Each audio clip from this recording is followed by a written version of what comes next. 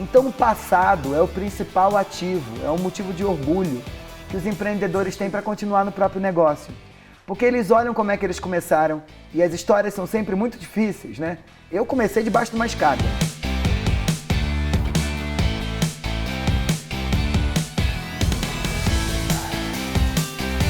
Olá, seja bem-vindo. Normalmente a gente se preocupa muito com o CNPJ, a gente quer saber das empresas, mas por aqui a ideia é um pouco diferente. É entender um pouco quem está por trás da folha. E para me ajudar na reflexão, no desafio de hoje, eu tenho um convidado muito, mas muito especial, Michel Alcoforado. Seja muito bem-vindo, estou muito feliz de ter você aqui. Eu que agradeço, eu fiquei feliz demais quando recebi o convite. Falei, vamos embora, sou fã da Mônica, fã da trajetória dela e fã da Solids também. Então, que alegria estar aqui. Que bom. E por que o Michel está aqui com a gente? Porque o Michel, além de ser um antropólogo brilhante, esses dias eu me peguei no hiperfoco de maratonar, tudo é culpa da cultura, acordar com a musiquinha na cabeça. Então, ele é brilhante. Primeiro porque é um antropólogo que conhece profundamente, né, os códigos, os ritos, não é? Mas eu acho, Michel, que você tem uma beleza única que é de democratizar um conhecimento que é tão importante, né? Que antigamente ficava só ali na academia. Você trouxe isso para os carros através do podcast, você trouxe isso para as ruas, para as discussões, né? Você está fazendo com que as pessoas pensem em antropologia e isso é maravilhoso. A gente fica muito feliz. Mônica, tem um negócio que é importante, a beça, quando a gente decide fazer qualquer coisa da vida. Parece papo de palestrinha de palco, mas não, é verdade. Você tem que ter um propósito, né? E o propósito, em geral, é algo que está para além se no momento o negócio está dando dinheiro ou não, se no momento aquilo está, se tua empresa está num bom momento, é algo que te motiva a ir para frente. E aconteceu um negócio comigo quando eu tinha mais ou menos 15 anos, que mudou completamente a minha vida e definiu o que eu queria fazer da vida. E a partir de então mudou. Eu tinha 15 anos, eu estava em casa assistindo televisão, e eu vi Roberto da Mata, que é um antropólogo muito importante, falar na televisão.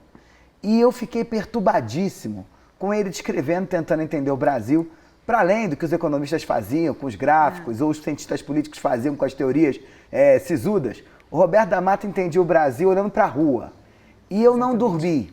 E o Roberto da Mata falou assim, ó, quem gostou do que eu falei, compra meu livro que eu escrevo melhor do que eu falo. E eu li o livro, e eu não dormi. E aí, no outro dia de manhã, eu acordei, e falei, mãe, pai, não vou fazer jornalismo, que eu queria fazer jornalismo, eu vou fazer antropologia. Foi uma cataclisma lá em casa, ninguém sabia para que servia aquilo. E isso definiu o que eu queria para a vida, porque não só me ajudou na formação, eu me esforcei muito para ter uma ótima formação, fiz mestrado, doutorado, aquelas coisas todas, mas definiu a minha carreira, porque eu queria que outras tantas pessoas tivessem a mesma sensação que eu tive quando eu tinha 15 anos. Então, até hoje, quando eu abro um livro, eu falo, putz, será que isso vai me tirar o sono? Até hoje, quando eu vou dar aula, que eu ainda dou aula, eu volto na universidade, dou aula na SPM, paro lá e falo, putz, eu queria que meus alunos saíssem daqui com aquela mesma sensação. Quando faço podcast, quando dou palestra, quando faço apresentação das minhas consultorias para os meus clientes, eu estou sempre buscando entregar essa sensação de que eu tinha uma visão de mundo e depois que eu entrei em contato com a antropologia, eu ganhei outra visão. Não, e eu acho lindo o seu trabalho, né? E não só, assim, hoje você é conhecido como antropólogo do luxo, né? Que essa história é ótima, por causa do livro, que é uma delícia de ler aqui. Gente, se você está em outro planeta e ainda não leu Coisa de Rico, vamos ler, né? Porque é interessantíssimo. Mas nessas andas, foram muitos anos conhecendo, né, não só os super ricos, né, mas imagino que você tenha conhecido muitos empreendedores e vindo de diferentes lugares, diferentes realidades. Como que você definiria o empreendedor brasileiro? Então, super ricos, o antropólogo do luxo, é só um pedacinho da minha carreira. Exato. Eu, há 15 anos atrás, fundei uma consultoria especializada no comportamento do consumidor brasileiro. Eu ajudo grandes organizações a entenderem como o público deles está se comportando, não importa se esse cara é de classe D, C, E ou de classe A. E boa parte das minhas investigações, sobretudo porque eu trabalhei muito perto do setor financeiro, estava em torno dessa figura que é o empreendedor brasileiro. E na hora de definir quem é esse empreendedor, em geral, na nossa cabeça, vem o pessoal que está lá na Faria Lima, fazendo pitch no elevador para tentar fazer... A roupinha, né? aquele jalequinho, né? Ou com sapato zen, ou com sapato on, né? Com aquele tênisinho on, ou com relógio, ou com aquele ouro, relógio para tentar, anel para tentar marcar o movimento. Toda vez vem essa imagem. Mas o que a gente não pode esquecer é que apesar desses empreendedores movimentarem a economia e serem importantes, o empreendedor brasileiro, aquele que movimenta 27% do PIB, aquele que está tocando o dia a dia na economia, ele pertence às pequenas e às médias empresas, né? E ele está imerso dentro de um negócio que é um negócio que ele não sabe nem como veio parar na mão dele. Exatamente. É engraçado porque nas pesquisas revelou-se 3 coisas que são fundamentais para definir a carreira do típico empreendedor brasileiro. A primeira delas é que o fulano vê uma oportunidade que caiu no colo dela. Eu não estava nem pensando, uma história que eu adoro de uma pesquisada, de uma interlocutora de pesquisa, ela estava de licença maternidade e ela nunca tinha pensado em empreender. E ela estava de licença maternidade de 6 meses, a firma dela tinha essa licença estendida. E quando a filha dela nasceu, ela se sentiu um pouco entediada, porque ela era muito boa de trabalho. E aí ela falou, vou começar a fazer alguns docinhos para recém-nascido e criança, quando está entrando no processo de introdução alimentar. Que é sem açúcar, sem glúten, sem aquela coisa. E ela começou a fazer receita em casa. E as amigas falaram, putz, você não consegue me dar um, não? Aí primeira vez ela deu. A segunda ela deu. A terceira ela deu. Na quarta ela falou, eu acho que eu vou vender. Na quinta ela falou, acho que eu vou abrir um Instagram. Na 10ª ela falou, eu acho que eu tenho um negócio. E aí ela pediu demissão da empresa dela, contratou a sogra, que não trabalhava em casa, e as duas tocam uma rede de padarias para comida para crianças em São Paulo. Então é esse, é um empreendedor que está em casa normal, oportunidade para. O segundo grupo importantíssimo também é aquele empreendedor que por conta da família é obrigado a cair no negócio. E aí eu não estou falando do empreendedor herdeiro só, que é aquele que herda grandes grupos familiares e de uma forma ou de outra é treinado desde pequeno para assumir o negócio da família. Eu estou falando do filho que começa a empreender uma carreira do lado de fora, casa com uma outra moça, e aí o sogro morre, e a padaria, o restaurante, a rede de supermercadinhos fica sem dono porque era aquele cara que tocava. E aí, para ele não colocar o faturamento da família em risco, a vida da família em risco, ele assume aquele negócio. E um outro grupo que é importantíssimo é o grupo que vê uma oportunidade que ninguém está vendo. E esse grupo, que é decisivo também, ele não vê grandes oportunidades pensando que vou virar o Elon Musk. Ele vê pequenas oportunidades no dia a dia. É quando ele fala, olha, estou sendo maltratado em alguma coisa, tem alguém que não está atendendo a minha oportunidade, né, as minhas necessidades, e aí eu vejo uma chance. Então, de uma forma clara, o que eu diria? O empreendedor brasileiro, mesmo aqueles com mais dinheiro, com rodadas de investimento, ou aqueles que estão na batalha individual, são batalhadores, né? Acordam 24 horas pensando no próprio negócio, porque entendem que, gostando ou não, querendo ou não, sendo Natal ou não, feriado ou não, se ele não estiver diretamente conectado naquilo, ele perde, né, oportunidades e perde também o tino do negócio. Então, o empreendedor brasileiro, eu brinco que ele é um inadaptado, assim, porque ele está sempre buscando novas formas de adaptação, ele está sempre buscando se antenar para novos caminhos, ele está sempre buscando melhorar o negócio dele e ele está sempre buscando concretizar o seu sonho para o seu negócio. Né? Eu acho que esse é um aspecto importante. É gente que viu que o outro não viu. É gente que acreditou em algo que os outros não acreditaram. E é gente com muita coragem para fazer coisas que os outros até acharam, passou, eu falei, passou. Né? Eu brinco que a vida é assim, quase cavalo, né? Você está sentado assim na beira do campo, na pradaria, assim, aquele campo maravilhoso, daqui a pouco vem um monte de cavalo. Aí você tem que pular em um, né? Porque senão o cavalo passa. O empreendedor é aquele que olha, os cavalos parecem todos iguais, mas tem um que ele vai mais com a cara, e ele pula. Ele pula sem sela, ele se agarra na crina, ele dá um jeito, mas ele pula. E ele pula acreditando que aquele cavalo vai levar ele para um lugar bom. Se não levar, ele desce do cavalo e pula em outro, né?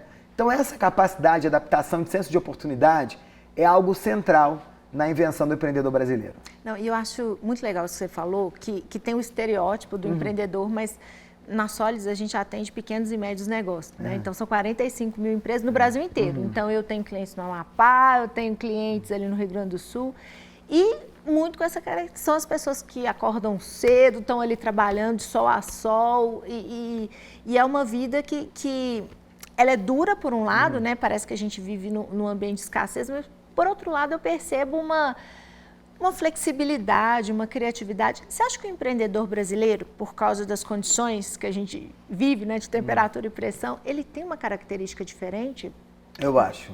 Eu acho que tem dois aspectos que são centrais no empreendedor para dar certo. Primeiro é coragem. E não estou falando coragem, fulano é corajoso. Não, é coragem para arriscar em algo que não há nada que te dê alguma previsibilidade em relação ao futuro de forma clara.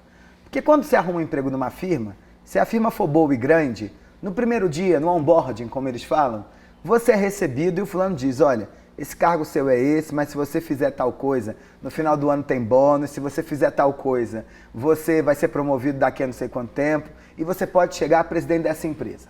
Quando você está empreendendo, você obviamente acredita na ideia, mas você não sabe onde o cavalo está te levando. Você precisa ter um senso de coragem acima do normal. Agora, há um outro aspecto fundamental também, que é a capacidade de realização, né? Boa parte das vezes, quando a gente já olha para um empreendedor que a gente sabe, isso aí não vai dar certo não, é gente que tem muita ideia e pouca capacidade de realização. Então esses dois aspectos são centrais na organização da vida. E qual é um outro aspecto que eu acho que é decisivo também? É você aceitar que o principal retorno do teu trabalho, para além do retorno financeiro que obviamente ele precisa dar para você viver, para você fazer esse negócio crescer, está no reconhecimento que você vê em si mesmo quando consegue fazer alguma coisa. Porque ao contrário do emprego numa firma, não tem ninguém batendo no seu ombro dizendo parabéns, você passou de fase. E não tem reconhecimento. Não tem reconhecimento.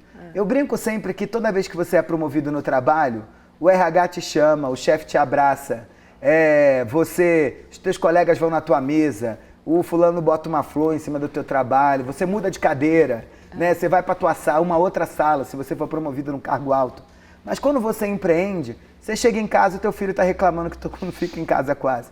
A tua mulher ou teu marido está reclamando que você só trabalha, né? Não há nada que gere esse reconhecimento comunitário, uma percepção da sociedade em relação ao seu trabalho. E esse eu acho que é um principal ativo, assim. Coragem. Coragem e capacidade de realização. Gente que tenta empreender sem coragem, em geral, não vai para frente. E gente que tenta empreender com muita coragem, mas sem capacidade de realização, também fica muito apegado a risco e aí desanda em algum lugar. Esse peso entre coragem e capacidade de realização é um aspecto importantíssimo, né? Primeiro, obviamente, boa parte desses empreendedores fazem isso sozinhos, né? Ou com equipes muito diminutas. Mas depois estimulando esse time a seguir para frente, para junto com coragem e capacidade de realização entregar tudo aquilo que precisa. Quando eu olho os números do Brasil, né, que é até diferente em outros países, quase 7 de cada 10 pessoas que trabalham numa pequena e média empresa brasileira. Então, assim, a força das pequenas e médias é uma coisa absurda nesse país. Absurda, né? absurda. Mas isso vem também com algumas questões, assim, às vezes a gente conhece um pouco a realidade dos clientes, a gente fica assim, como essa pessoa, num ambiente tão hostil, conseguiu chegar onde chegou e fazer com tanto, né? E quando eu vejo o mercado brasileiro, óbvio que a gente tem todas as dificuldades do nosso país, mas a gente vê muitas oportunidades também. E eu percebo cada vez mais o Brasil mudando um pouco a forma de ver o empreendedorismo. Porque eu lembro quando eu era pequena, não era legal ser empresário, ser empreendedor. Tinha alguma coisa, assim, essa pessoa, especialmente se dá certo, parece que o empresário ou está fazendo alguma coisa errada, né? Tinha essa coisa. E agora eu percebo uma geração mais animada em relação a empreender e às vezes até de uma forma até romântica, né? A meninada que já com 16, 17 anos quer acordar às 5 horas da manhã, ir para a piscina de gelo, né? Você tem mudado, você tem observado na nossa cultura essa diferença de percepção, assim, empreender está ficando mais cool de alguma forma? Está ficando na moda? Eu não tenho a menor dúvida que está. Eu não tenho a menor dúvida que está, até porque... E aí, né, eu não estou fazendo nenhum juízo de valor aqui, eu estou olhando para o fenômeno social, né, para a vida tal como ela está acontecendo. A brincadeira, né, essa trend no TikTok, que o fulano é um CLT, né? Fulano é um CLT é o novo mulher do padre, sabe? Quando você chamava assim, fulano é um CLT. Como se isso fosse, né, um xingamento. Por quê? Porque aquilo que se apresenta como uma possibilidade mais vistosa hoje quando olha para o mercado de trabalho é a vida do empreendedor. Agora, a gente precisa ter muito cuidado com a construção dessas imagens em torno dos empreendedores. Porque se boa parte, né, do sucesso dos empreendedores vem de um acúmulo de funções e de uma percepção de dedicação ao trabalho maior do que alguém que está lá 40 horas trabalhando por semana, acho que tem um aspecto decisivo também que a gente não pode vender para esses jovens que empreender é encontrar atalho. Que boa parte deles acredita nisso. Que é o caminho mais rápido. É o caminho mais rápido. E não é. Não é. Agora, eu tenho uma coisa que foi muito engraçado quando eu comecei a pesquisar empreendedores no Brasil, foi que esses caras, eles têm um elemento que é fundamental, que orienta a sua vida, que é muito distinto do que eu imaginava. Porque quando a gente pensa em empreendedor, na nossa própria carreira como empreendedor, a gente acha que o futuro é o que te mantém preso ao negócio. E não é. Porque o futuro é uma grande incógnita. O que te mantém preso ao negócio é o passado. É tudo que você passou para chegar onde é que você chegou. Então, toda vez que você está lá empreendendo, teu negócio começa a dar certo. E aí olham para você, Mônica, e falam assim, caramba, Mônica é demais, veja tudo que ela já fez. Eu vou chamar ela aqui para trabalhar na minha empresa. A Mônica para e fala, eu vou deixar isso aqui que eu construí para quem? Não, vou ficar aqui.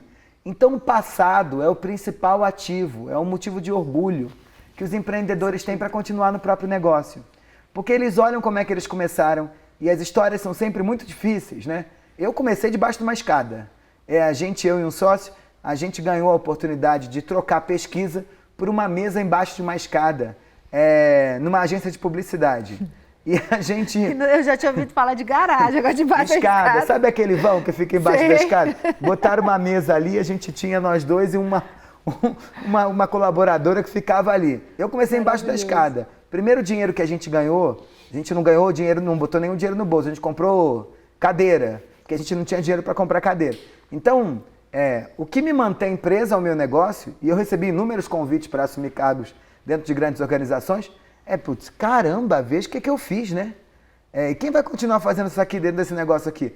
E aí a gente fica preso a isso pela história que a gente construiu. E a gente precisa, no Brasil, reconhecer mais a história dos empreendedores brasileiros. E não estou falando daqueles que estão nos 50 maiores empreendedores, são grandes empresários, estão na lista da Forbes, na lista dos empreendedores.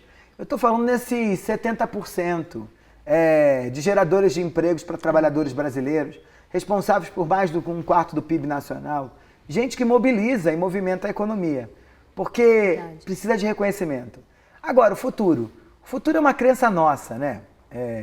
E ele é importante também como motivador e como projeto, mas ele não é aquilo que te empurra. O futuro é aquilo que te faz crer que vale a pena continuar. Mas o passado é o principal ativo. Porque é o ativo. Mas engraçado que essa coisa temporal... Hoje eu estava lembrando de uma coisa que eu fazia no passado, que era o seguinte... Hoje, graças a Deus, a Sólidos está tudo bem, mas não foi sempre assim. Né? Eu quebrei, eu passei por dias difíceis. E aí eu lembro que um exercício que eu fazia, que era assim, amanhã eu quebro, hoje não. Assim, tudo dando errado, as contas pipocando, dívida. Amanhã eu vou quebrar, hoje não. E aí todo dia de manhã repetia o negócio. Por quê? Porque esse exercício também, se você joga muito para o futuro, você começa a gastar energia no abstrato. E aí você dispersa, deixa de gastar energia no concreto, que é o que você tem ali para construir. Muito legal. E cada dia que você vai fazendo, que você transfere isso, tira do abstrato e joga para o concreto sua energia, você vai ampliando Isso é muito legal que você está falando. ativo. Sabe por que eu tenho dito sempre que o empreendedor não tem futuro? Ele tem futurinho. É isso. Primeiro que ele está engolido pelo presente, né? Se a gente for seguir nessa conversa temporal. Está engolido pelo presente. É todo mundo te ligando, todo mundo te pedindo uma coisa, todo mundo te cobrando alguma coisa, você cobrando todo mundo. É um inferno. Então o presente é duríssimo, né? O passado, você olha para trás, parece que está valendo a pena. E o futuro não é o futurão. O futuro é o futurinho. E por que eu estou contando isso? A gente precisa movimentar no ecossistema do brasileiro de empreendedorismo outras formas de pensar planejamento para empreendedores. Porque quando você chama, sei lá, o cara que vai dar uma carta de crédito para o empreendedor, o investidor que vai botar o dinheiro lá dentro da tua empresa quando você faz teu pitch, eles estão sempre te cobrando um futurão. E você que abriu uma padaria, você só está preocupado como é que você vai dar conta de criar ou de comprar uma geladeira um pouco maior para você aumentar teu estoque, poder aumentar tua produção. Isso é futurinho, né? Você está preocupado, você não tem como, né, diante de um país que vive, né, trepidando a todo momento, de criar longos planejamentos de 10, 15 anos, como grandes empresas podem fazer. Eu estou no conselho de grandes empresas e as conversas são sempre essas. Como é que nós vamos estar em 2035? Isso é conversa para a empresa consolidada já, né? Que já deixou de ser que depende do mercado. Né? E que depende do mercado. Mas ela depende do mercado, mas ela consegue gerar adaptações desses planos, mas esses planos longos são grandes faróis que vão ajudar esses caras, a avançar para frente. A gente lida com o futurinho. Futurinho é o quê? Você não pode estar imerso no presente, porque senão o mercado se movimenta e você se perde. Mas você tem que estar agarrado a um planejamento de ano, de 2 anos, de 3 anos no máximo, que é aquele que te permite te dar, apesar das circunstâncias, das transformações do mercado, um fôlego para continuar se movimentando e conectado com aquilo que é o movimento. Então o ciclo é esse. Vamos falar mais de passado para reconhecer tudo que a gente fez, vamos tentar aliviar a vida do presente e vamos construir futuros que sejam de curto prazo, porque é assim que é a vida do empreendedor. Aquele momento difícil que você estava, se tivesse alguém te perguntando de noite, o que você pensa para a tua empresa daqui a 2 anos? Você fala, meu Deus! Pagar os boletos. Agora no futurinho você fala, hoje eu preciso pagar essa conta, qual que eu vou pagar hoje? Né? Como é que eu vou dar conta de pagar a folha de pagamento aqui da minha empresa? Você estabelece, como é que mês que vem a gente vai estar? Quanto de caixa, né? Eu que sento muito com o CFO e você na tua empresa também, o slide que eu mais gosto de sentar quando estou lá com o meu CFO é aquele de geração de caixa. Quanto tempo a gente continua vivo se tudo continuar mais ou menos assim? Esse é o futurinho, né? Porque a gente consegue planejar qual investimento a gente vai fazer, onde é que tem que segurar, como é que eu diminuo o custo da operação e por aí vai. Futurinho é um negócio. Muito legal. E pensando na nossa cultura, quais são os... Porque a gente falou um pouquinho do estereótipo, né? Que a geração mais nova, ela tem, né? O coletinho. Imagina que o empreendedor é isso. Quais são os estereótipos, assim, como que anda esse imaginário do empreendedor brasileiro, assim? O que ele precisa fazer? Quais os símbolos que ele procura para se reconhecer como um empreendedor? Isso me preocupa, tá? Isso me preocupa porque, sobretudo depois da digitalização, eu entendo que na nossa carreira enquanto empreendedor, há uma dimensão importante da construção da imagem como forma de atração de novos investimentos. Eu não tenho a menor dúvida disso, porque eu me lembro que quando eu estava lá embaixo da escada, em 2012, o primeiro investimento que a gente não tinha nem dinheiro para ter uma sala, mas a gente pagava assessoria de imprensa. É mesmo? A gente pagava assessoria de imprensa. E pagava assessoria de imprensa por quê? Porque eu entendia que naquele momento era um investimento importantíssimo de construção de reputação, que ia me abrir portas. Então eu tinha embaixo da escada no Rio de Janeiro, mas eu vivia em São Paulo sentando com jornalistas, e eles, nos principais veículos nacionais, e eles me perguntando coisas sobre as minhas empresas, mas eu estava lá debaixo da escada pagando aquela assessoria de imprensa naquele momento que me era muito útil. Isso não era só a casa que você mora, o sapato que você tem, o carro que você tem, como alguns fazem hoje, mas era uma gestão de uma imagem que me construía a reputação. O empreendedor, não importa o nível que você está, precisa estar preocupado com isso também. Porque o empreendedor é aquele que acredita num sonho que só ele está vendo, mas ninguém está vendo. Então ele precisa dar alguns sinais de que o sonho dele está se concretizando. Para a família dele, para os empregados que trabalham com ele, porque às vezes a gente que está tocando um negócio parece doido, né? Então você precisa dizer, gente, para uma loucura aqui, mas ele está certinho. Para o mercado, para o seu concorrente, são traços importantes. O que me preocupa? É quando o teu foco fica mais em construir imagem do que o teu negócio. Do que a operação. Você fica mais preocupado se você vai comprar o carro para ir na reunião, se você está comprando um relógio para frequentar tal lugar, se você comprou sapato X e sei lá o quê, do que no teu negócio. Então eu diria assim, se fosse para a gente pensar, empreendedor que só foca no negócio e não está preocupado na construção da imagem do negócio, se perde. Se perde porque não tem ninguém perto. Empreendedor que está só focado na imagem e não tem negócio, uma hora o castelo de areia vem uma onda e derruba. Porque a gente tem que entregar alguma coisa, né? Quantas e quantas histórias na sociedade brasileira e ao longo da nossa trajetória aqui no Brasil, a gente não ouviu de empreendedores que venderam mais sonho do que tinham coisas para entregar. E aí é um erro. Funciona durante um tempo, mas uma hora explode. Eu diria que 70% de trabalho, 30% de investimento em imagem. É fundamental. Até porque, quando você começa pequenininho, muito pequenininho, o outro tem que acreditar que você é o tamanho da imagem que você tem na sua cabeça, né? Porque isso impacta no teu preço, né? Você tem que ir numa reunião, exatamente, na hora que você for apresentar um orçamento, o fulano não tem que achar que tu é alguém que começou ontem, ele não precisa saber disso, né? Ele tem que acreditar que você sabe o que você está fazendo. E talvez essa, voltando na tua pergunta anterior, seja a principal característica de um bom empreendedor. É aquele que não sabe o que está fazendo, mas tem certeza que fará. Que vai. Quantas e quantas vezes me mandaram projetos, eu vendi o projeto, fui lá, e aí na hora que fechou, eu fiquei assim, num misto de felicidade e horror, né? De felicidade que era, ufa, entrou uma grana, e de horror que era, como a gente vai fazer para entregar isso? Agora, o que me mantém lá? É a certeza que eu já entreguei outras vezes, e que eu vou entregar certamente.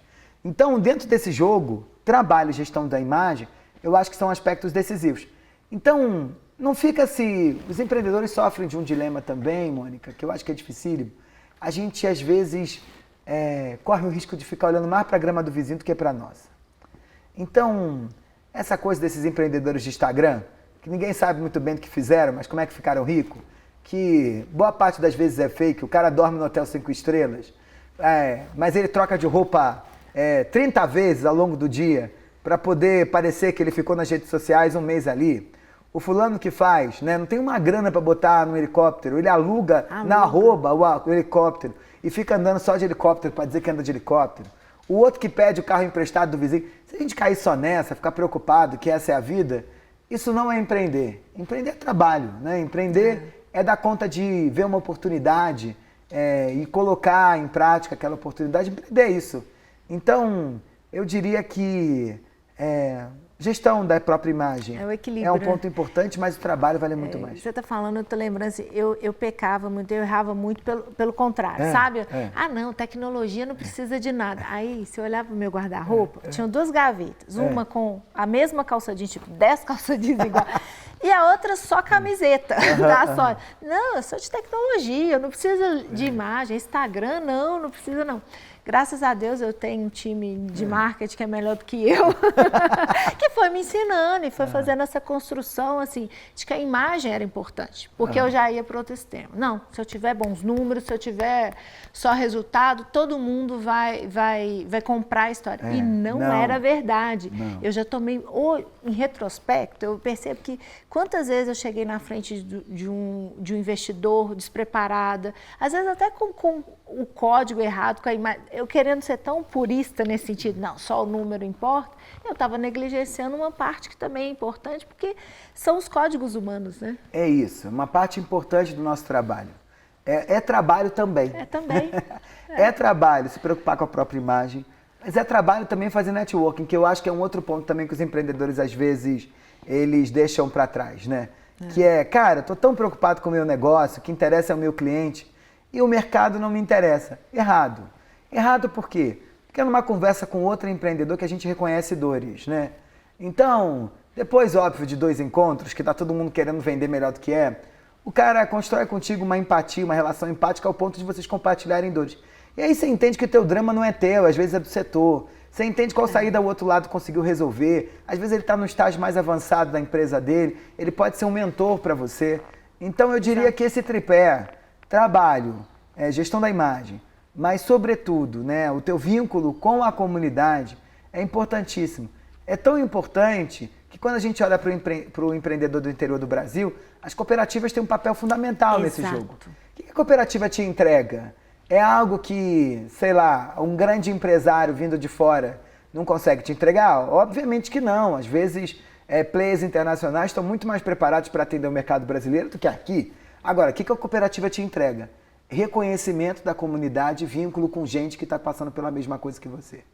Isso é um baita ativo, porque isso ajuda teu negócio a prosperar, né? Então, eu acho que tem uma coisa desse tripé que o empreendedor brasileiro precisa equilibrar muito bem, em qualquer estágio da carreira. Porque se você não ficar avançando com o teu negócio, só preocupado com o Instagram, a empresa quebra. você ficar só preocupado com o número e não preocupado com a gestão da imagem, a empresa quebra. Se você não se inserir na tua comunidade, né, ou no teu setor, para disputar espaço, mas também para ajudar os outros, a empresa quebra. Então, esses 3 pontos são decisivos. Porque é um ecossistema, né? Por exemplo, uma coisa que é importante também, nem todo mundo faz. Às vezes o empreendedor, ele precisa estar desesperado, precisando de dinheiro para ter relacionamento com o banco. Sendo que você pode construir uma relação ali, seja com investidores ou com o banco, com o setor financeiro, antes de você precisar. Exatamente. Porque aí você vai criando, se aquilo faz parte da sua rotina de trabalho, quando você precisar, você vai ter uma visão de onde é melhor pegar o recurso, com quais condições. Você ignora isso, vai só trabalhando. E no dia que você precisa, você pega, é muito pior. Então, sem relacionamento, eu falo isso para outros setores, porque é engraçado que os jovenzinhos preferem, às vezes, bancos digitais, né? E eu sempre digo para eles, ou as carteiras de pagamento, são mais moderninhas ou mais fáceis. Eu sempre digo para ele que ninguém te dá uma carta de crédito imobiliário só porque você chegou na agência e pediu uma carta de crédito imobiliário. Não é? Você precisa construir uma relação para construir uma carta de crédito que te cobre, sei lá, a possibilidade de pagar em 35 anos. Sem relação, você não tem nada. Isso serve para tudo, na vida, inclusive para a gestão do teu negócio. Então, nenhum banco, nenhum investidor vai de primeira chegar lá, olhar na sua cara e falar: só porque você chegou porque quer dinheiro. Isso o Silvio Santos já morreu, né? Não tem mais. Só tinha ele. Não tem isso. Você precisa construindo, sobretudo no momento que você está bem, né? Exatamente. Para quando o mar ficar um pouco mais revolto, você ter que boia, né? Você vai acionar, ou que barco você vai pular em cima para conseguir dar conta de tocar teu negócio. E, Michel, uma curiosidade que assim, é muito peculiar. Um antropólogo vindo, né, da academia, brilhante, virar um empreendedor. Como que é isso, assim? Como que... Não é muito óbvio, você não encontra muitos empreendedores que são antropólogos. Sei um pouco disso porque também tem um pouco disso como historiadora. Mas como que foi para você ser formado, né, numa carreira que é tão acadêmica e tudo, e de repente se encontrar e se descobrir um empreendedor? Existe um choque de realidade? São mundos muito diferentes? Como funciona isso? Eu não tinha a menor ambição de virar empreendedor. Nenhuma, eu não sei você. Mas eu nem sabia que dava para ser isso. Eu venho de uma família de 2 funcionários de estatal. Meu pai e minha mãe fizeram concurso para a Petrobras, entraram na Petrobras e trabalharam lá a vida toda. E o sonho do meu pai é que eu tivesse um emprego público. Até hoje, meu pai, depois de tanto tempo, quando ele vê no jornal que abriu concurso para professor universitário, ele fala, quando eu vou na casa dele: Michel, aqui, ó, abriu concurso para professor. E eu falo: mas pai... Aí sabe o que ele fala pra mim, que é maravilhoso? Meu filho, é aposentadoria. Aposentadoria integral. Aí eu falo: pai, mas nem o pessoal que tá fazendo concurso agora tem aposentadoria integral. Mas... Aí meu pai, então, vim dessa família, que de todo o círculo de relações eram de funcionários da Petrobras. Então, minha madrinha, meu padrinho, o padrinho do meu irmão, a madrinha do meu irmão, os primos do meu pai, todo mundo estava nesse rol de percepção do que era carreira. Mas o que aconteceu para mim, assim? Eu acho que teve um aspecto que era interessante. Primeira coisa que eu acho que me fez empreendedor, não sei se é o seu caso, foi que não tinha emprego para mim. Então eu tive que inventar meu próprio emprego. E por que eu não tinha emprego para mim? Porque quando saía na carreira de antropologia, o que era mais comum, esperado, era que você virasse professor. E eu não queria ser professor universitário. E aí eu dizia para as pessoas: eu quero trabalhar dando consultoria para a empresa. Eles diziam: mas não é antropólogo que faz isso. Quem faz isso é administrador, quem faz isso é economista, quem faz isso é engenheiro, quem faz isso é o pessoal que que estudou negócio, não você. E eu disse: então, eu vou ter que inventar um emprego para me empregar. A característica mais importante de um empreendedor, que eu acho que eu tenho, é que eu sei bem que habilidades eu tenho. Então, eu fui descobrindo que eu era um bom comunicador. E eu disse: se eu sou um bom comunicador, esse é um atributo meu. Então eu posso fazer isso na academia dando aula, mas eu posso fazer isso dando palestra, eu posso fazer isso na rádio, igual eu faço, eu posso fazer isso no livro, eu posso fazer isso no podcast, eu posso fazer isso apresentando meus trabalhos para grandes empresários. Isso é uma habilidade minha e eu sei que é raro ter no mercado desse jeito que eu faço, e eu descobri que valia alguma coisa. Então esse é um ativo que eu posso vender. Um outro ponto que eu reparei também, claramente, é que eu tinha uma capacidade de leitura de cenário e de entendimento de oportunidades e de novos caminhos para o meu negócio e para os outros negócios rapidamente. E isso me dava a chance de vender também isso. Então, eu falei, eu vejo coisas que os outros não veem e eu consigo explicar para os outros as coisas que eu vi de um jeito que é fácil. Então, eu tenho duas habilidades. O negócio que é esse, eu não sei. Eu não sei. Se vai ser trabalhando para alguém, se vai ser inventando meu próprio negócio, se vai ser sendo consultor. E aí, eu fui me adaptando às oportunidades que eram me dadas. Não apareceu de primeira o emprego que disse para mim, olha, o emprego que você quer está aqui pautado. Não, fui me adaptando às oportunidades. Eu entendi no começo que eu precisava entender a língua do mercado e eu só sabia da língua acadêmica. Então me falaram assim, para dar conta de fazer isso aí, tu tem que virar planner de agência de publicidade. Eu falei, é isso? Tá bom. Então me matriculei num curso de comunicação, pós-graduação, MBA em comunicação. Fui fazer um curso de planejamento de marcas, eu não sabia nada disso. E aí apareceu, porque uma amiga estava saindo de uma agência, um emprego de planner numa agência. E entrei lá. Não sabia nada. Não sabia nada, mas voltei no tripé do empreendedor. Vou construir relação com esse pessoal que sabe alguma coisa. Uhum. Vou fingir que eu sei alguma coisa. É importante. E vou trabalhar igual um maluco para dar conta de aprender o quanto antes. Então, o primeiro dia que chegou e falou, faça planejamento. Eu falei, Deus do céu, o que eu vou fazer? Abri a tela lá, vai ter que começar a contar uma história. E tinha o diretor criativo da área, a gente ficava dentro de um aquário, que ele era muito bom de construir PPT. Primeiro PPT eu entreguei para ele, ele obviamente não gostou, mas era uma pessoa gentil. Jogou o meu fora e fez o dele. Eu, ao invés de dizer para ele, ei, esse é o meu trabalho, você está passando por cima de mim, eu falei, eu vou fingir que é nosso. E fiquei colado nele, descobrindo como é que ele contava.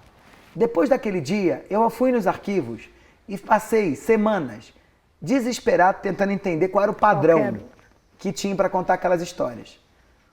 Antes do final do mês, já era um bom planner. Né? Olha só. Mas eu mantive a cara de que sabia o que estava fazendo, construí boas relações dentro do aquário, né? Passei confiança.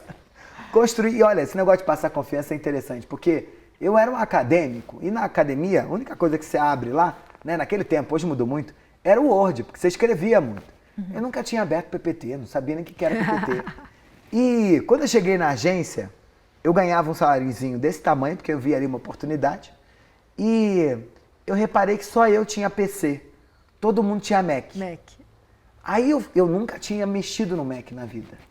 Eu liguei pro meu pai e falei, pai, dá pro senhor financiar um Mac pra mim, eu vou pagando o senhor. Aí meu pai falou, eu pago. Aí porque eu falei, pai, preciso de um Mac, porque todo mundo aqui usa Mac. Aí, na outra semana, fui lá, comprei meu Mac. Comprei meu Mac e abri o iOS e não fazia a menor ideia de que era aquilo. De novo, né? Trabalho. Como é que abre isso aqui, como é que eu vou mexer nesse negócio, como funciona sei lá o quê. Que legal. Mantive. Então esses 3 pontos foram muito importantes na minha vida e me jogaram. Agora, o que eu posso dizer para você? O que eu posso dizer para você é que independente do que eu farei daqui para frente, o que me mantém dentro desse jogo ainda é a minha capacidade de comunicação, é a maneira como eu leio cenários e dou soluções para os meus clientes e essa capacidade de entender ou encontrar estratégias para os negócios que já estava quando eu estava na universidade. Os meus amigos de universidade tinham uma relação comigo que era de admiração e afastamento no sentido de quando eles me davam um trabalho para eu ler. Sabe, escreve um texto e dá para o colega ler. Uhum. Aí eles me davam, eles falavam assim, eu quero ou não quero que Michel leia. Eles queriam porque eu lia um texto rapidamente e dizia, o tesouro do teu texto não é isso. A tua ideia central não é essa, a tua ideia é outra. Joga esse fora e começa por aqui. Aqui que está o tesouro. Quando o cara bancava, eu acertava. O artigo ganhava 10, não sei o quê. Mas às vezes eu não vou dar isso não para ele. Então já tinha essa ideia de percepção do que era o bom, de leitura de cenário, já conseguia fazer isso. E aí fui virando sem medo, né? Sem medo. E é muito bom ser jovem, né? Eu acho que eu tenho muita admiração por empreendedores que começam depois de uma longa carreira a fazer isso. Sabe por quê? Porque quando você empreende jovem, você tem quase nada a perder. Né? Você arrisca O que eu ia perder? Nada. Eu era um antropólogo com canudo de mestre em antropologia e doutorando em antropologia. Não me aparecia, aquele futuro não me apetecia e também não me parecia assim um futuro muito arriscado. Eu dizia, eu vou aqui tentar. Se tudo der errado, eu volto para lá, né? Essa coisa, infelizmente, quando você vai dando certo, e disso eu sinto falta, quando você vai conquistando sucesso no teu negócio, você vai perdendo, né? Porque hoje... Você faz mais análise de risco, né? Hoje eu tenho um nome, né? Hoje eu não posso aceitar mais qualquer oportunidade, né? Você não pode fazer qualquer besteira. Eu não posso fazer qualquer besteira, eu não posso falar mais qualquer coisa. Eu não posso fingir do jeito que eu fingia, né? Porque as rodas que eu entro são rodas não só de pessoas que conseguiriam identificar se eu estou fingindo ou não, né? Mas também são conversas mais de gente muito preparada para fazer o que está fazendo. Então eu sinto falta. Eu tive semana passada em Harvard. Eu fui convidado para o Brasil Conference. E eu fiquei, até levei isso para minha análise, né? Que eu acho que é um negócio muito importante para empreendedor. Saúde mental, psicanálise, ou qualquer terapia dessas que te ajude a te colocar no prumo. E aí até falei na minha análise, e minha analista virou para mim e falou, você queria ser eles? E aí aquele momento silencioso da terapia que você fala, e aí? Eu queria. Eu queria porque, apesar do inferno, que é ter 20 anos ou começar a empreender do nada, que é uma grande incógnita assim, que se apresenta na sua frente, um grande ponto de interrogação que se coloca, acho que tem um frisson ingênuo diante da vida que a gente não pode perder, sabe? A gente começou falando sobre isso aqui, né? Eu e você só chegamos aqui porque a gente não fazia a menor ideia do que a gente estava fazendo. Do que a gente estava fazendo em termos da montanha que você tinha que subir. O problema quando você empreende muito tempo é que você vai ganhando maior dimensão das montanhas, né? Ou a maturidade traz isso. Então, eu batalho a beça para manter uma certa ingenuidade diante da minha vida, assim. E eu tenho falado muito quando me pedem dicas para pequenos empreendedores, eu sei que parece estapafúrdio isso, mas é verdade. Qual é o conselho que você me dá? Eu digo, guarde dinheiro. Por que guarde dinheiro? Não mercado trepida, o planejamento, o Brasil é isso, o dólar tá 2, daqui a pouco tá 5, daqui a pouco tá 6. Não é isso. Guarde dinheiro para exercitar teu não. Acho que é muito importante para o empreendedor exercitar o não. Porque como você começa alguma coisa do zero, o que você inventou não tem tamanho. É você que vai dizer para o mercado o tamanho do teu negócio. Porque quando o fulano arruma um emprego de diretor da empresa, ele faz uma pesquisa de mercado dizendo diretores da empresa ganham tanto. O headhunter fala, olha, essa empresa paga 20% a mais do mercado. Quando você inventou a Solids, ninguém sabia quanto custava teu serviço. E o que te definiu o preço do teu serviço? Duas coisas. Primeiro, a efetividade que você tem e a entrega de valor que você entrega para os teus stakeholders, teus clientes. Mas outra coisa, foi um bocado de gente que chegou aqui querendo pagar 1/3 do que você achava que valia e você disse, não vale isso não, boa sorte. Verdade. Então isso precisa de não. A gente precisa exercitar não quando está empreendendo. Porque são os nãos que vão definir o teu tamanho. Isso é muito importante. E aí você falou da juventude, dos riscos, e acho que a capacidade de você não perder a coragem, né? Opa! Isso eu consigo manter com mais força do que a ingenuidade. Eu acho que esse talvez seja o principal ativo, assim. E sabe o que eu acho também? Um bom empreendedor, ele não tem medo de hierarquia. Eu tinha 20 e poucos anos, me botaram uma vez na frente de um presidente de uma grande empresa, e aí fica todo mundo tenso, né? Te levam lá para apresentar para o grande empreendedor, o grande investidor, tá todo mundo tenso e eu estava tranquilo. Vou dizer, gente, ele só é alguém que ganha muito mais dinheiro do que eu e que é mais reconhecido na carreira dele do que eu. Mas quem diz que eu não vou virar isso daqui a pouco? Então, essa coragem, para mim é muito importante. E por que eu estou dizendo isso? Isso estava em mim lá na academia. Os meus amigos que construíram carreira acadêmica, eles tinham muito respeito pelos autores. Então, sei lá, né, a gente que veio da história. Quando alguém falava Mark Bloch, eles diziam não, Legoff, eles diziam eles diziam Ginsburg, eles diziam E as pessoas quase mudavam de roupa para citar o autor. Exatamente. Eu pensava diferente. Eu dizia assim, Mark Bloch já morreu, Legoff já morreu, Ginsburg já morreu. Sorte deles que eles estão aqui no Brasil sendo falados nessa sala de aula é graças a mim. Porque se eu não falar deles, eles estão mortos.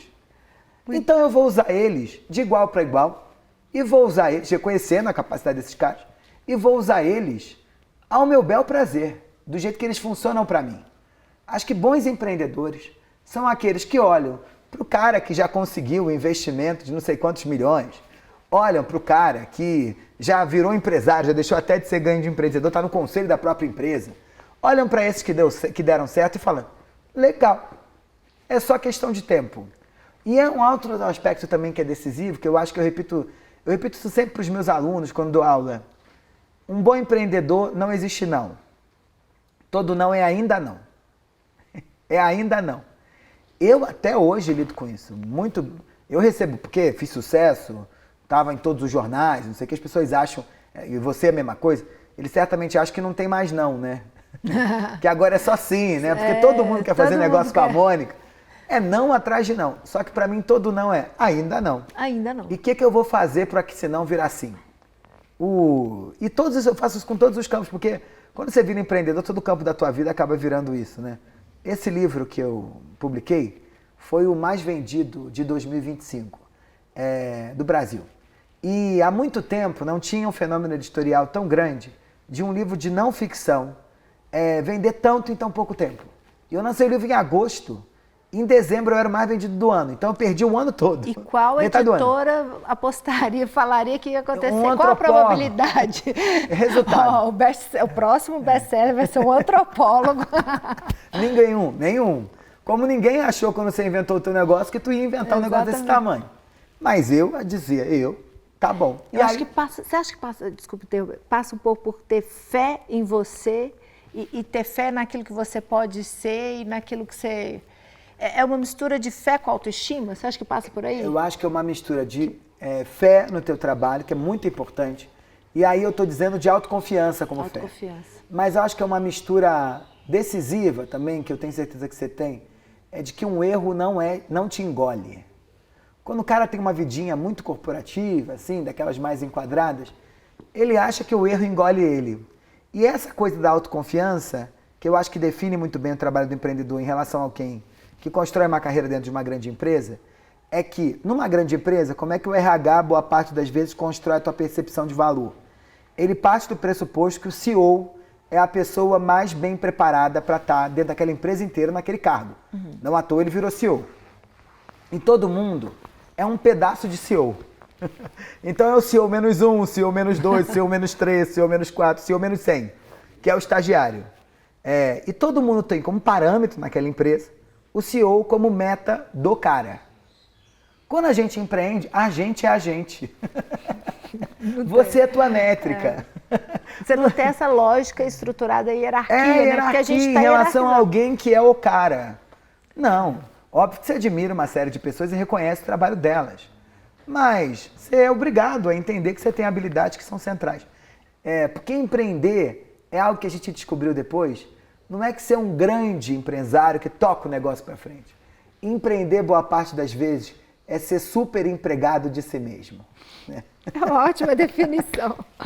É ser super empregado de si mesmo. O cara que está assistindo a gente, se amanhã ele não aparecer na padaria, não tem hambúrguer. O cara que está assistindo a gente, se amanhã ele não aparecer na padaria, não paga o fornecedor, por mais que ele tenha equipe. Exato. Por mais, o cara que está assistindo a gente, se ele não aparecer amanhã no negócio dele, o cliente não é bem atendido do mesmo modo. Então ele é empreendedor, ele é empresário, ele é dono do negócio, mas ele é marketing, RH, financeiro, psicólogo, ele é tudo isso. Ele é super empregado. Isso não sou eu que estou dizendo. Uma pesquisa muito interessante feita em 2025, do Instituto Locomotiva, mostrando que, em média, os empreendedores ocupam de 7 a 8 cargos dentro da sua própria organização. Ele não é só dono da firma. Ele é 7 a 8 coisas. E o fulano que está sentado na cadeira da firma, ele é só aquilo. Ou seja, esse superacúmulo de funções acaba definindo quem é o empreendedor. Acaba definindo quem vai forjando e você vai forjando o empreendedor. Exatamente. Muito legal isso. E Michel, você tem na Consumotec, eu acho que você tem uma visão muito bacana do Brasil, né? Porque, e até no Causcast, que é super legal, assim, demais, e tem várias sacadas legais, assim, que eu acho que todo empreendedor, é muito legal para os empreendedores acompanharem e para todos os gestores também, porque você está sempre vendo possibilidades, mudanças de comportamento e possibilidades no nosso país. O que vocês estão vendo? O que você está vendo assim, de bacana, que é uma oportunidade legal, que o empreendedor, às vezes, que está precisando se reposicionar, ou às vezes, né, aquele gestor que está querendo empreender, fazer uma coisa nova. O que você está vendo nesse Brasil que pode ser uma baita de uma oportunidade? Eu diria que 3 grandes campos são importantes aqui para a gente olhar com carinho como campo de oportunidade. No ramo da tecnologia, obviamente, inteligência artificial. E aí eu diria menos para os empreendedores brasileiros se preocuparem em entregar a inteligência artificial para o consumidor final e mais em pensar como a inteligência artificial pode resolver os problemas do consumidor brasileiro de um jeito mais fácil. Nosso uso de... se eu estivesse empreendendo nesse campo, eu me preocuparia menos em construir infraestruturas de inteligência artificial e mais construir produtos que facilitem ou pluguem outros negócios para o consumidor viver uma vida mais fácil.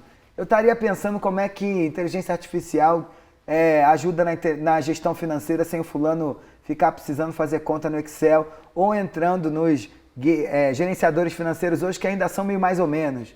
Eu estaria pensando como é que a gente pode resolver o dilema das compras de casa ou em outras coisas, não pensando que isso é inteligência artificial, mas sim como é que eu resolvo esse problema. Então, inteligência artificial como meio no teu negócio ou meio no negócio de outros players, né? Eu acho que é um caminho importante. Agora, olhando para a vida do consumidor, acho que tem alguns 3 campos que são decisivos. Viagem, né? Viagem virou um marcador importantíssimo.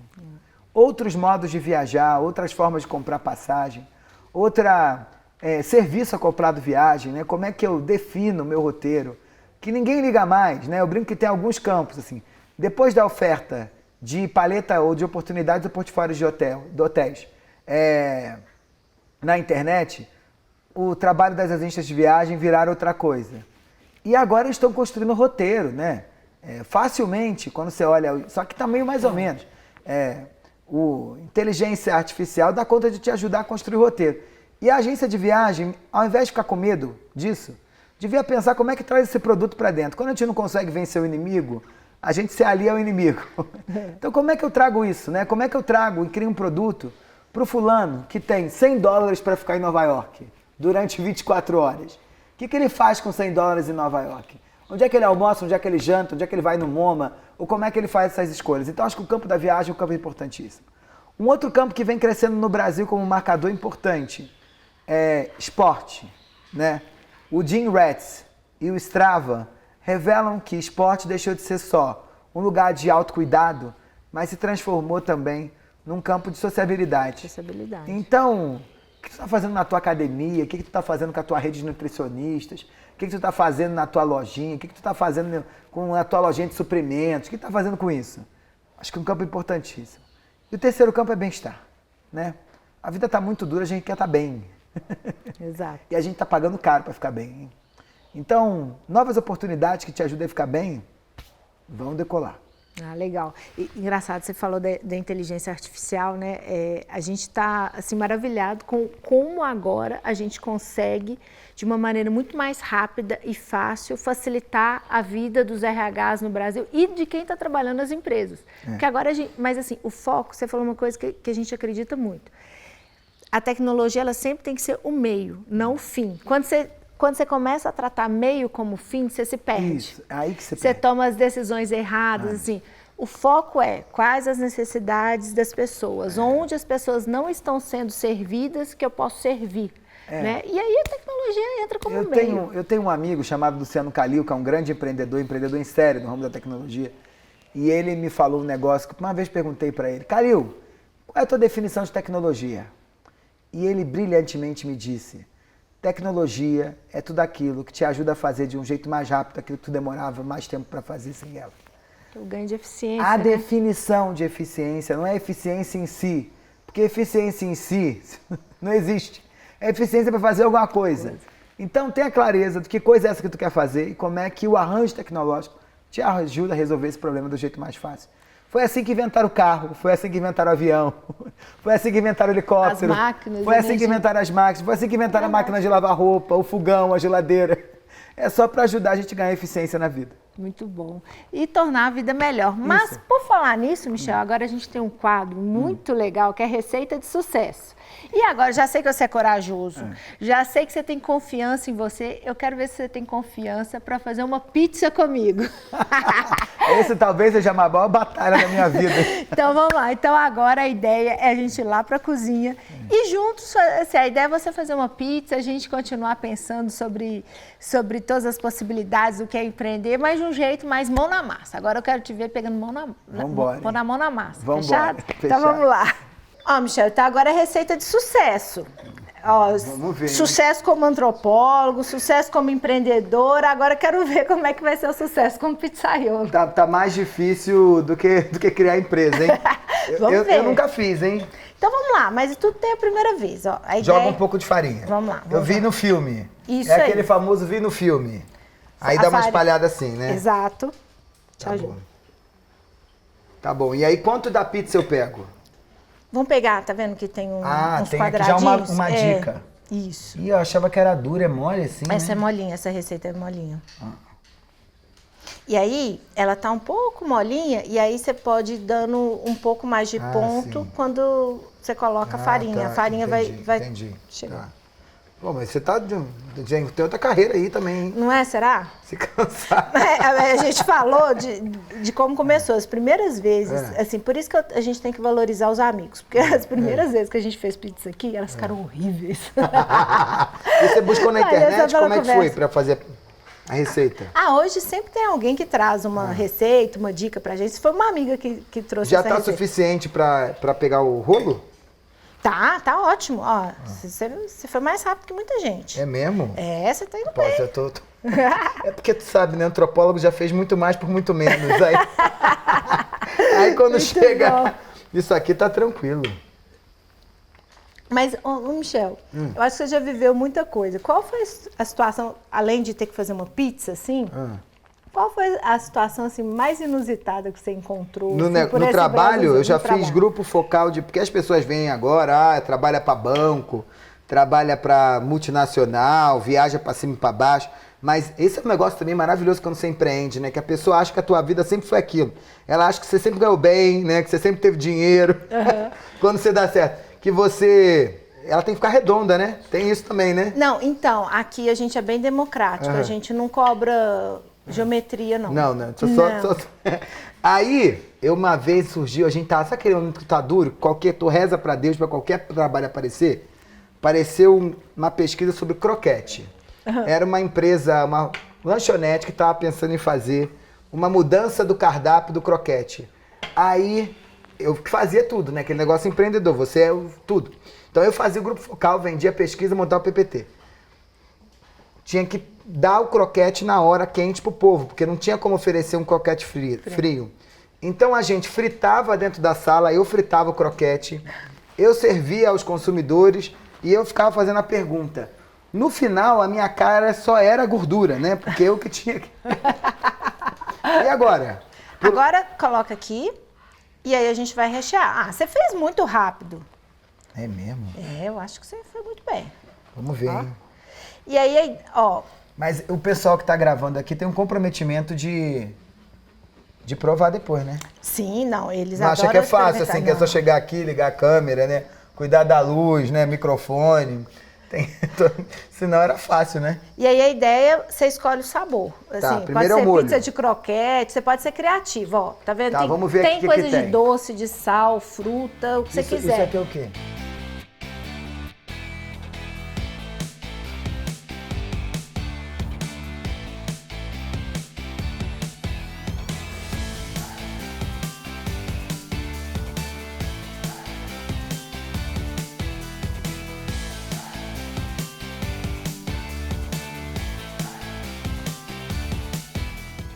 Agora é o momento que a gente reconhece aquilo que a gente não é bom. Olha, eu não sou boa de manipular o forno aqui, aí a gente chama o Alê. Ah, tá bom. Ficou bonito, hein? Ficou bonito. E o vinho tá ótimo, hein, Ale? Obrigado pela Eu escolha, gostei hein? desse vinho. Eu também. Vocês têm que ir na Geórgia. Tá anotado, tá na Vale fila. super. Tem que ver qual que...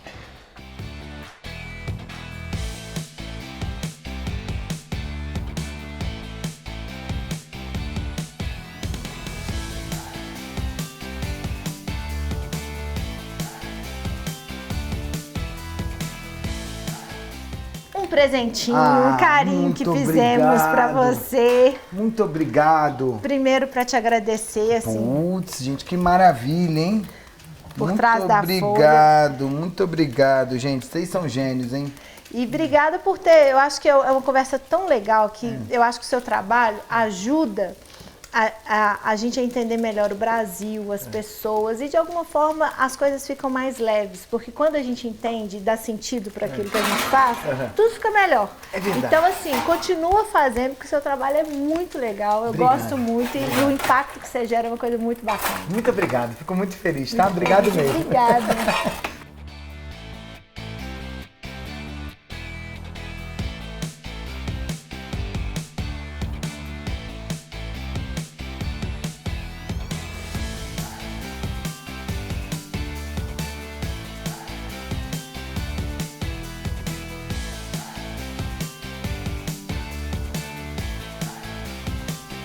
Ficou bom, viu?